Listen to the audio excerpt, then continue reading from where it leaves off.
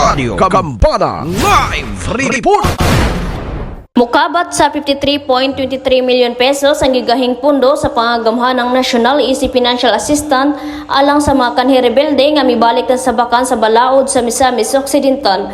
Kini ang gipadayag sa Pangulo atol sa ilang pagpamulong sa gihimong Ceremonial Declaration of Insurgency Free Misamis Occidental kay hinumduman nga gitambungan mismo sa Pangulo sa nasod ang mga Insurgency Declaration sa Misamis Occidental niadtong nakalabayng semana nga gitambungan usab sa mga pila ka mga reveal returnees sa probinsya. Kalabot niini gipadayag ni Misamis Occidental Governor Henry Iswaminal ang kalipay sa gipakitang suporta sa nasyonal nga pagamhanan sa pagpanguna ni Presidente Bongbong Marcos Jr.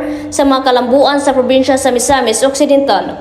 Matod sa gobernador nga mapuyo na nga malinawon ug malambuon ang mga residente sa 60 ka mga barangay sa probinsya human sa ataas nga panahon nga napailalom kini sa impluwensya sa mga communist terrorist group kay numduman nga mukabot sa 15,000 ang immediate assistant ang mga dawat sa mga rebuilding mutahan sa gobyerno gawas pa sa kapin 50,000 pesos ang livelihood assistant ilalam sa Eclipse Enhanced Comprehensive Integration Program.